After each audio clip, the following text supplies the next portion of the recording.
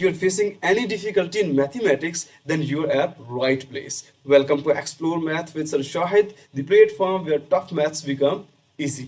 अच्छा दोस्तों, आज के लेक्चर में चैप्टर 7 का जो रिव्यू एक्सरसाइज है वो हमने कंप्लीट वाइंड अप करनी है।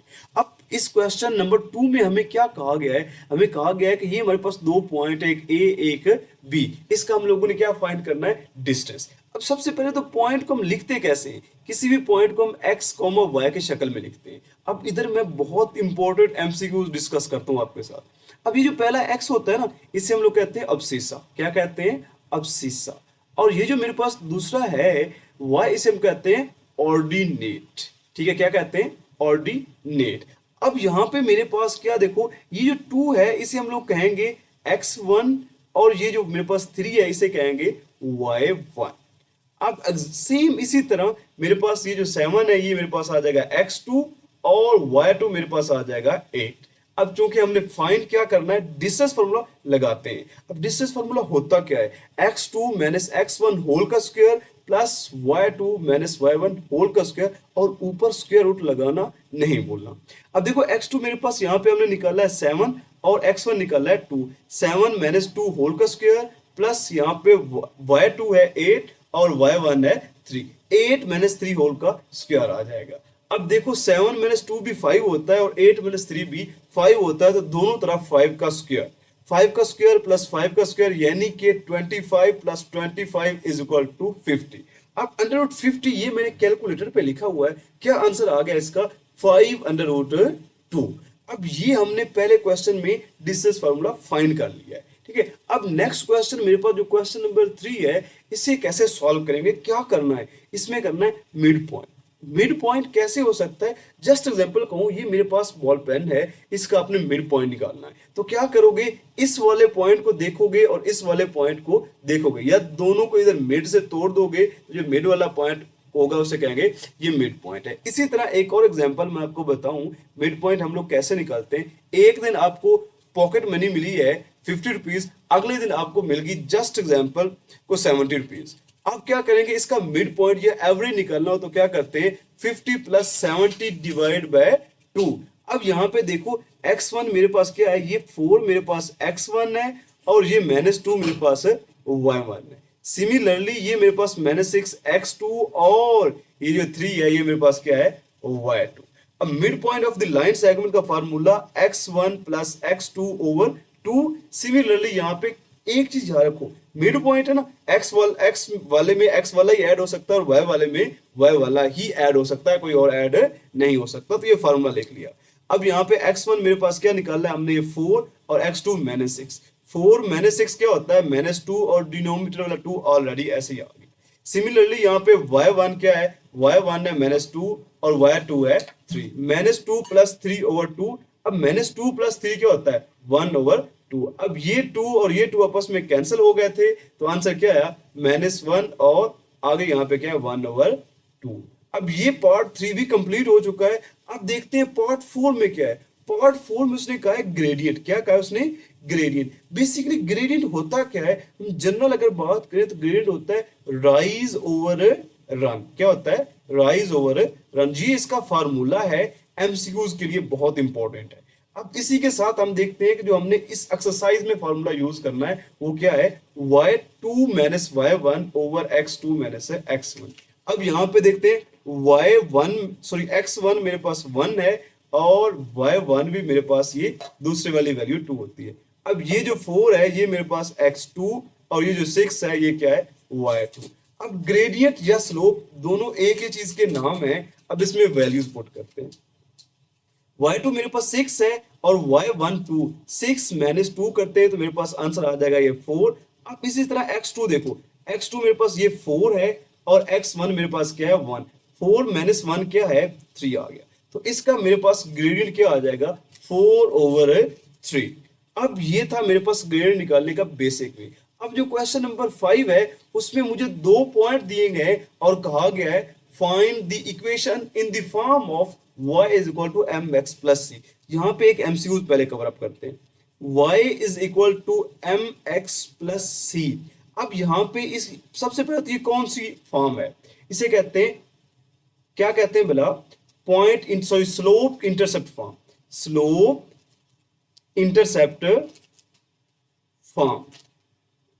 ये मेरे पास एक स्लोप और एक इंटरसेप्ट दी हो तो हम लोग ये फाइंड करते हैं। अब इंटरसेप्ट कौन सी होगी, ये सी को कहते हैं वाई इंटरसेप्ट। क्या कहते हैं, वाई इंटरसेप्ट। और यहाँ पे जो एम के साथ होता है, ये सॉरी एक्स के साथ लिखा हुआ एम, एम को हम लोग क्या कहेंगे, स्लोप या ग्रेडियंट। तो ये इसके रिगार्डिंग जो भी एमसीक्यूज थे वो भी मैंने आपसे कवर अप कर दिए। ठीक है, अब हमारे पास 2 पॉइंट दिए गए, उसके लिए हमने क्या फाइंड करना है, हम लोगों ने इक्वेशन फाइंड करनी है। इक्वेशन फाइंड करने का पहले क्या है, जब भी 2 पॉइंट दिए गए हैं तो हम पहले दोनों पॉइंट में से क्या निकालेंगे, स्लोप। स्लोप का फॉर्मूला क्या होता है, y2 minus y1 over x2 minus x1।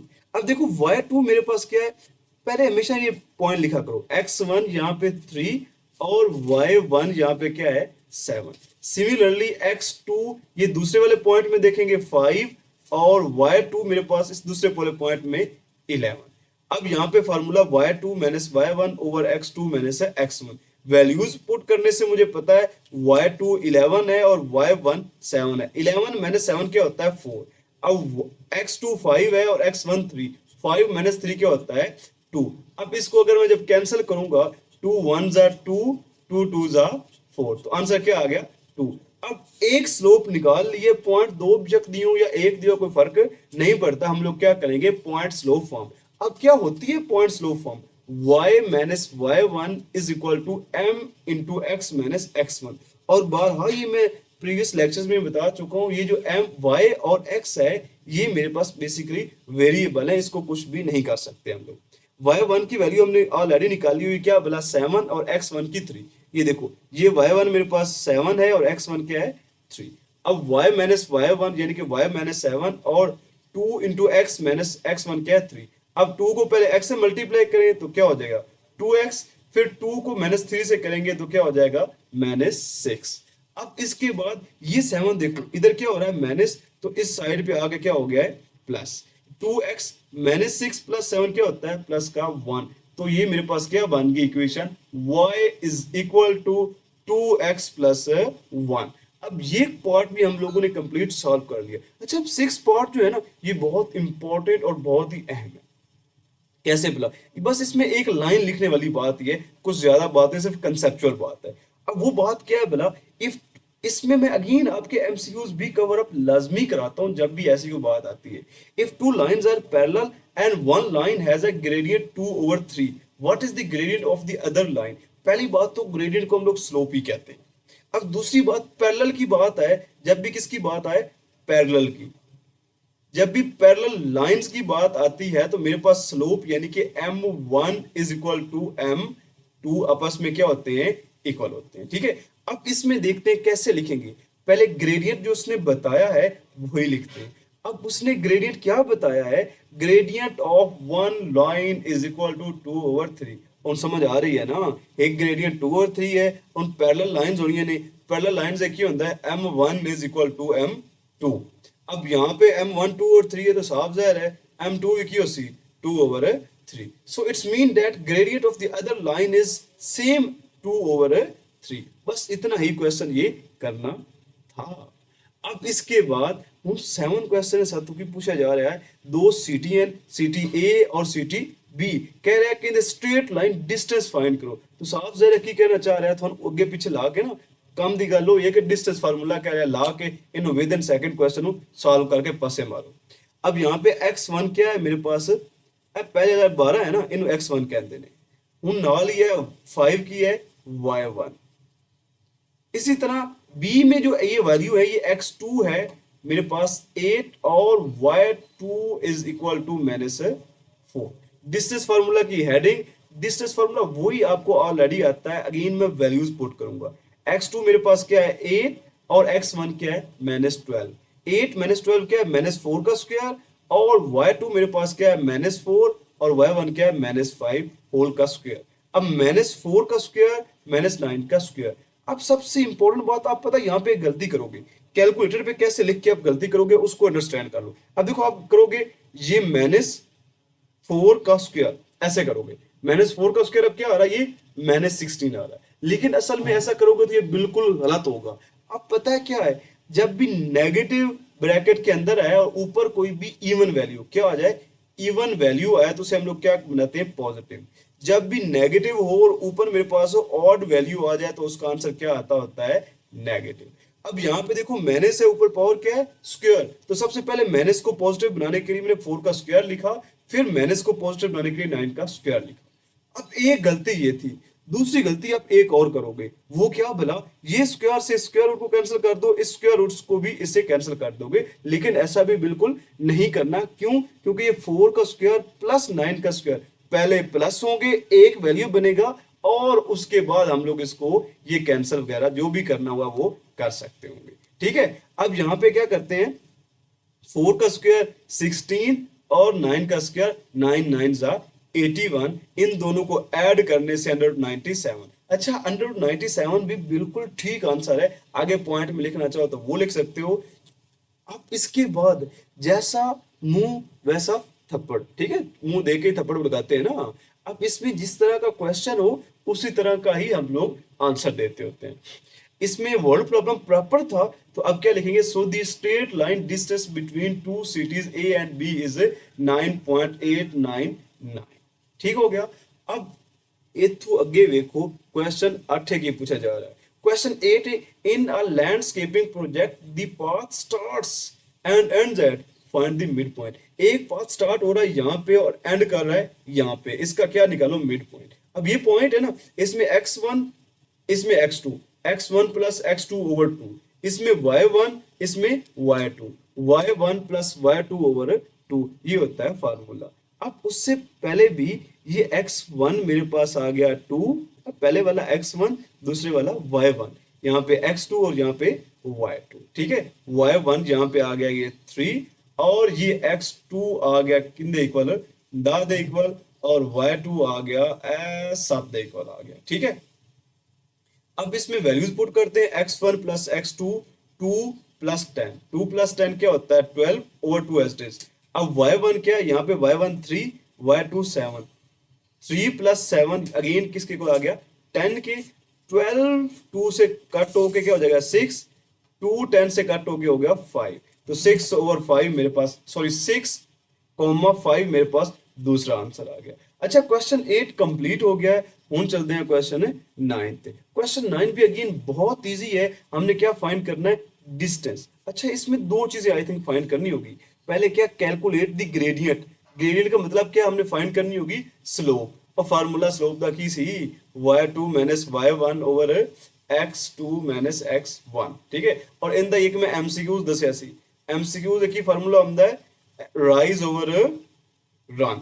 ठीक है, राइज ओवर रन होता है। अब यहाँ पे दो पॉइंट ऑलरेडी हमने फाइंड कर लिए, यानी कि गिवन थे, हमने लिख लिए।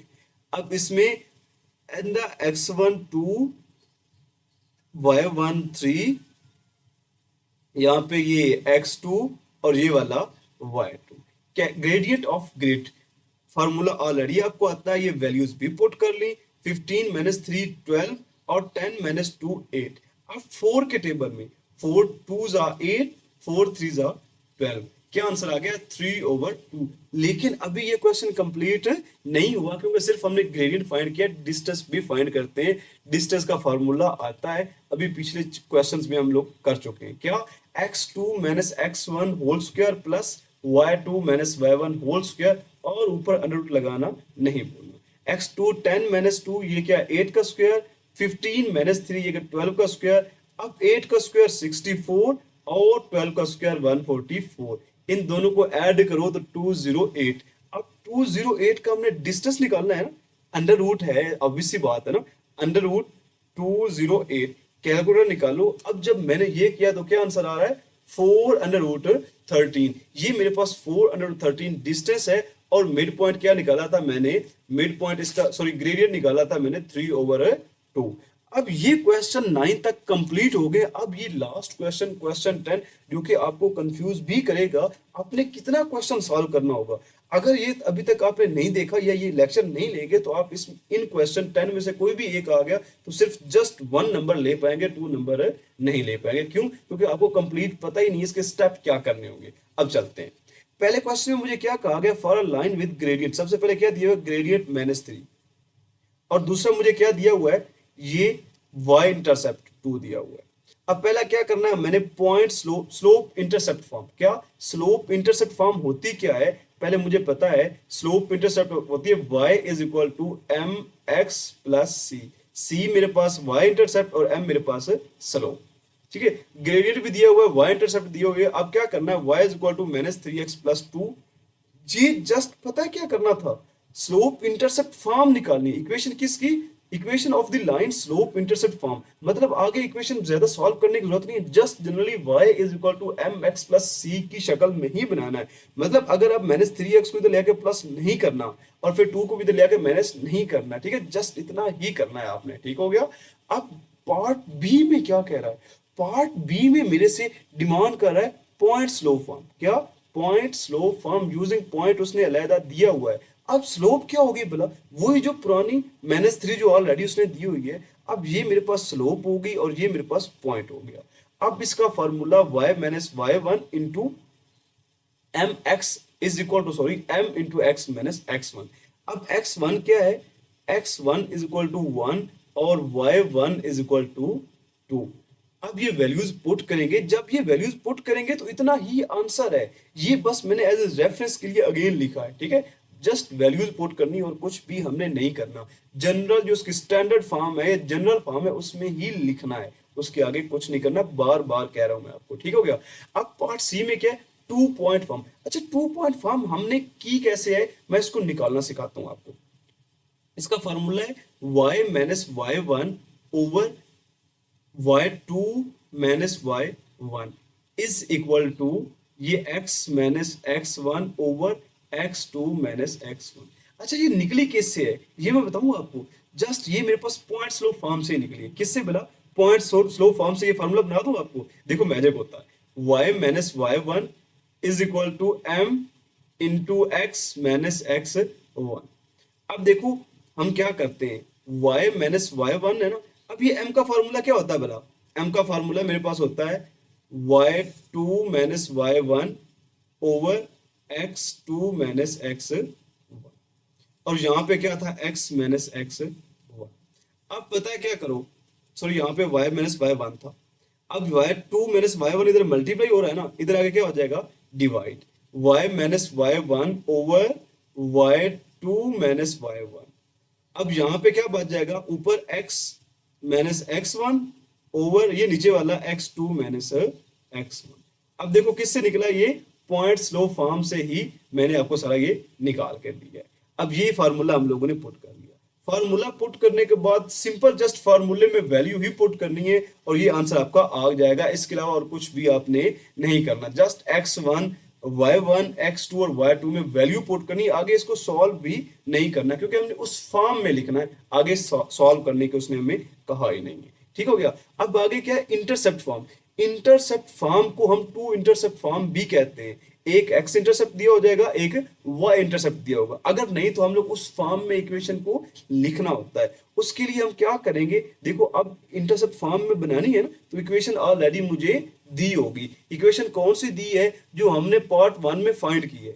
इधर देखो पार्ट 1 में हमने कौन सी इक्वेशन फाइंड की है, ये देखो यहाँ पे हमने इक्वेशन एक फाइंड की है, जस्ट गिव मी 1 सेकंड। ये देखो इसको मैंने नंबर 1 भी दिया है, y is equal to minus 3x plus 2। ये हमने सॉल्व की है क्वेश्चन नंबर 10 के पार्ट ए में। अब इसे ही हम लोगों ने आगे यूज करना है, किस किस में भला, इंटरसेप्ट फॉर्म में कहेगा, और आगे हम लोग सिमेट्रिक फॉर्म देखेंगे और उसके लास्ट में नॉर्मल फॉर्म में भी देखेंगे, ठीक है। अब इंटरसेप्ट फॉर्म का तो आपको पता है, ये इक्वेशन 1 यूज कर लेते हैं। इक्वेशन 1 में ये माइनस 3x नेगेटिव हो रहा है, इधर आगे क्या हो जाएगा, पॉजिटिव, और ये 2 राइट हैंड साइड पे ही रहेगा।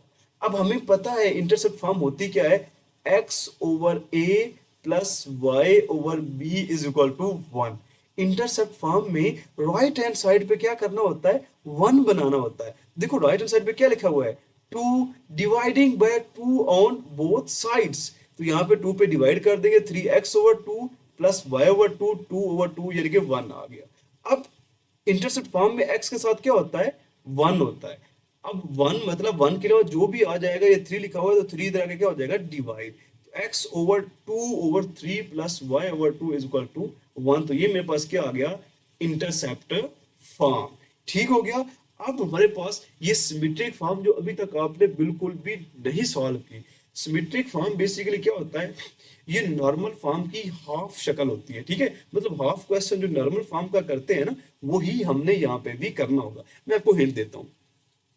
पहले तो यही फ्रॉम वन वन वाली इक्वेशन हम यूज करेंगे। अब इसके बाद -3x इधर माइनस हो रहा है तो इधर आके प्लस हो जाएगा, y सॉरी ये 2 राइट हैंड साइड पे रहेगा। अब सबसे पहले सिमेट्रिक फॉर्म या नॉर्मल फॉर्म में क्या करना होता है, इसकी मैग्नीट्यूड, x का कोएफिशिएंट ये 3, y का कोएफिशिएंट क्या है 1, तो यानी 3 का स्क्वायर प्लस 1 का स्क्वायर, 3 का स्क्वायर 9 प्लस 1 क्या होगा 10।